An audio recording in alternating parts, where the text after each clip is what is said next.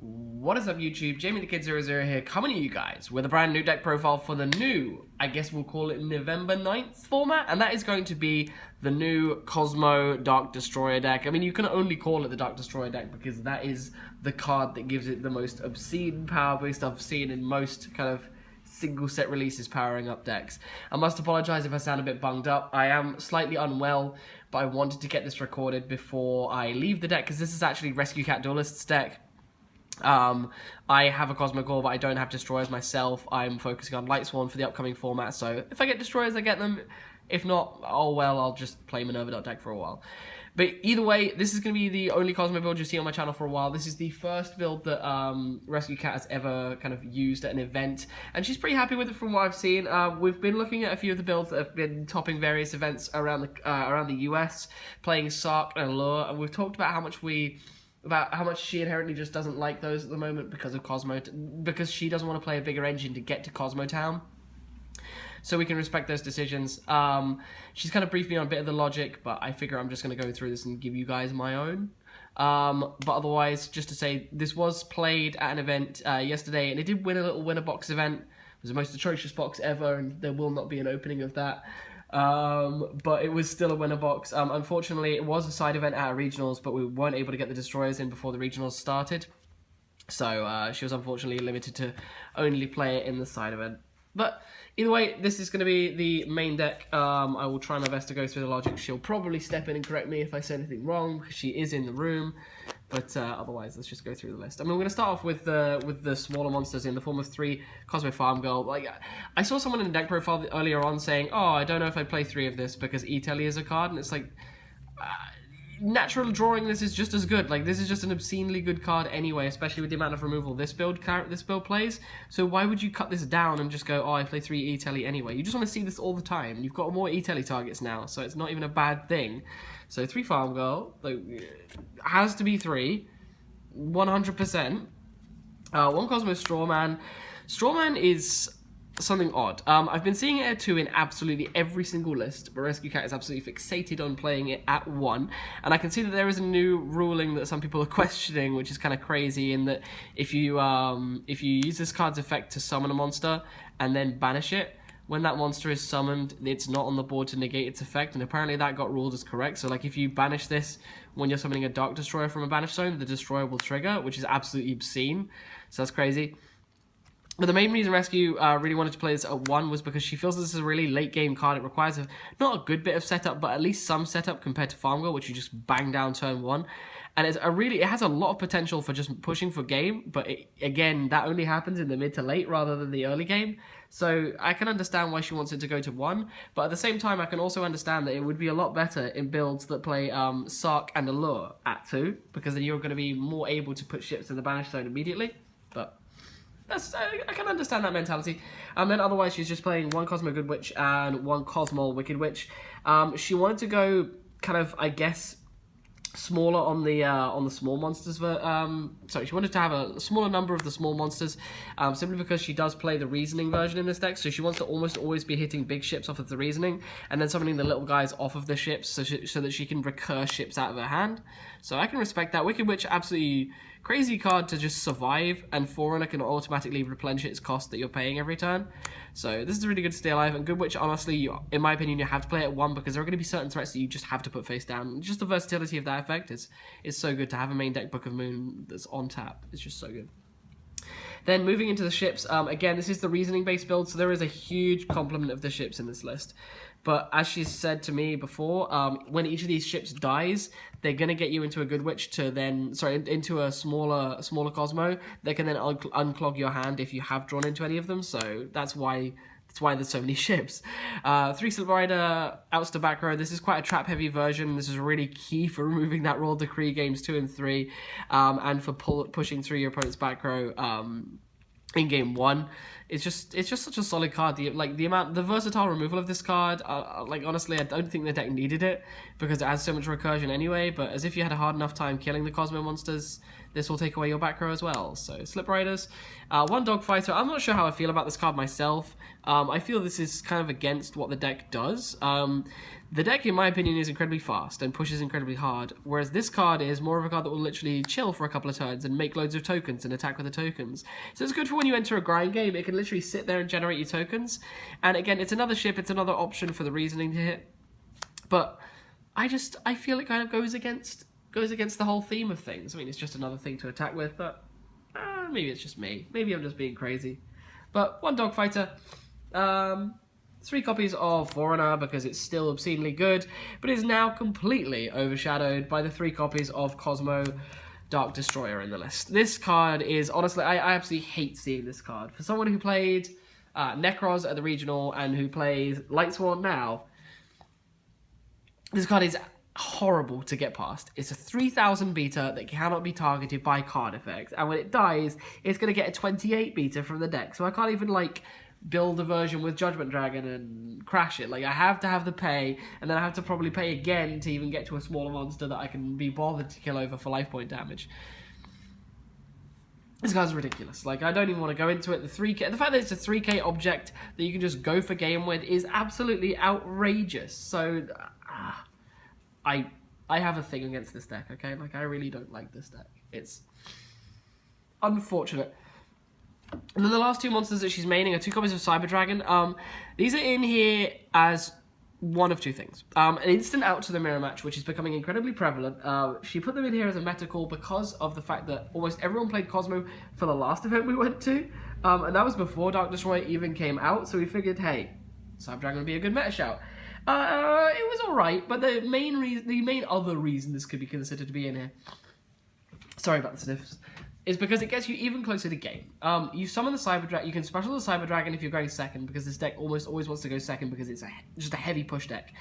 You summon the Cyber Dragon in front of your opponent's monster, and then you summon the Farmgirl. Cyber Dragon clears away, Farmgirl attacks. Farmgirl such as Dark Destroyer, you summon the Dark Destroyer if you're feeling lucky, if you feel like your opponent doesn't automatically have a Chimera attack in their extra deck, or you just hold it. A really interesting play I saw Rescue Cat Duelist do was in the finals of her Winner Box event. Her opponent is sitting there. They've got a Strawman on board. They've gone first. They've got a Strawman set like 1 or 2 back row, and she's fairly certain they've got a ship in hand. I'm pretty sure they may have even searched it. But you can almost be certain that if a Strawman gets summoned turn 1, there's a ship in hand. She immediately special summons Cyber Dragon and normal summons Farmgirl, and puts her opponent in an incredibly difficult position.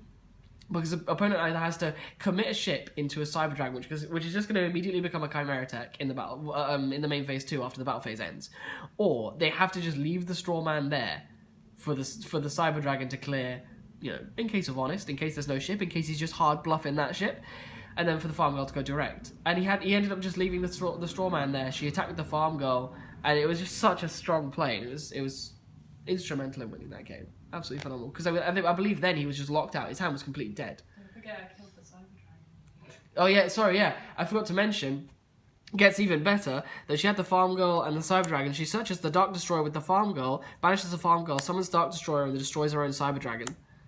So she's just got a Dark Destroyer, and her opponent has like an irrelevant back row, a Cosmotown with nothing banished, and a ship in hand. Like, it was ridiculous. But that's the monster lineup. She's fairly happy with it. I'm fairly happy with it. I can understand the aggression of it and the reasoning behind everything, and it's in the hee-hee reasoning.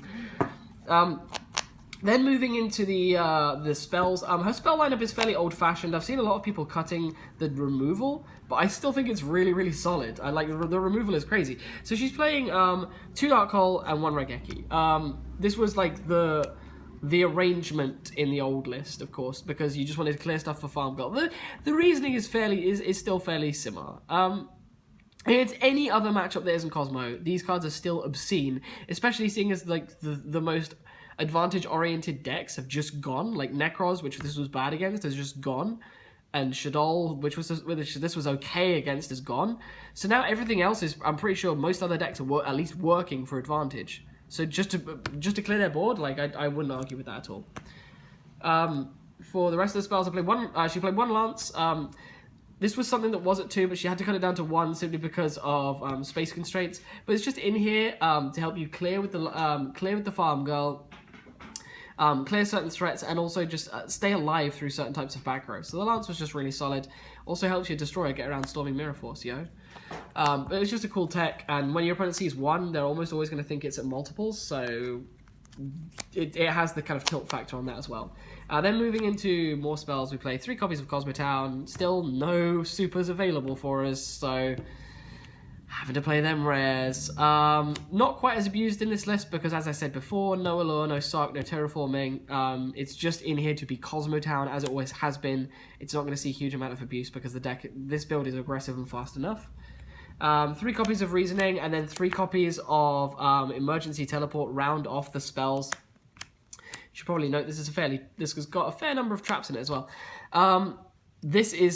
These cards are basically one and the same. The Reasonings get you to a ship almost all the time because you're playing, I believe, like 10 ships. 10 ships and only 6 little ones. And of course, you're playing the 2 Sidras, which she got to in the Cosmo mirror, which was kind of funny.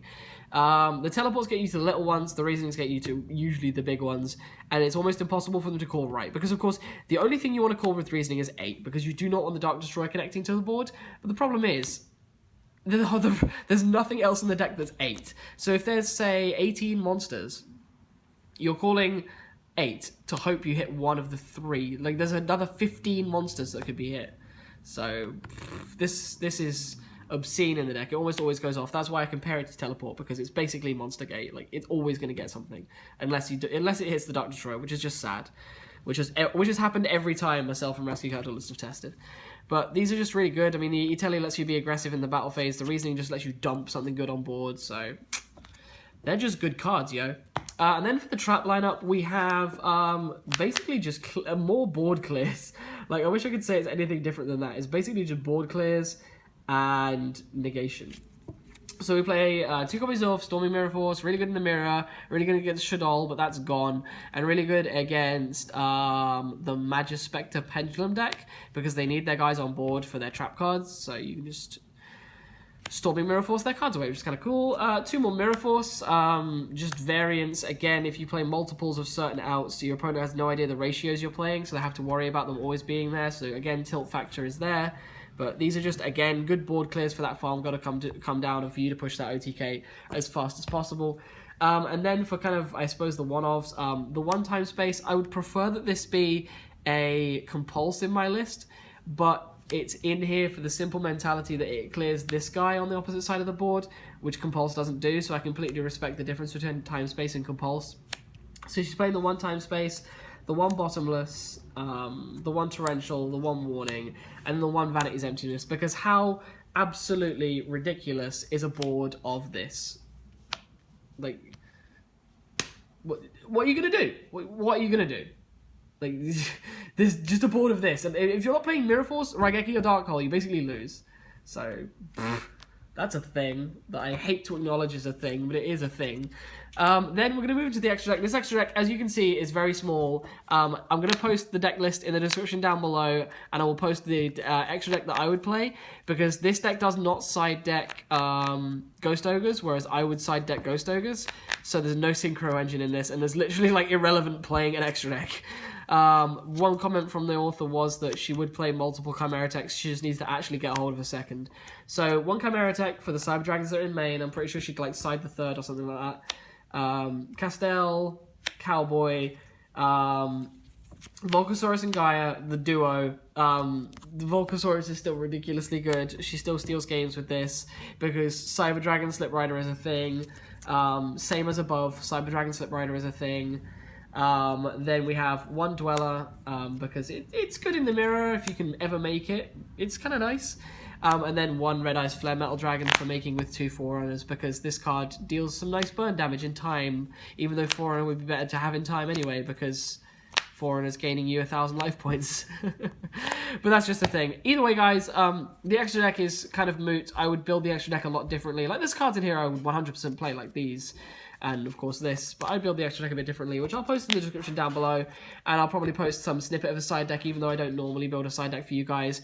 But either way, this has been the Kozmo Dark Destroyer deck. Like, it is Kozmo Dark Destroyer deck, because it just wants to make this card all day, every day, and just smash its opponent's face in.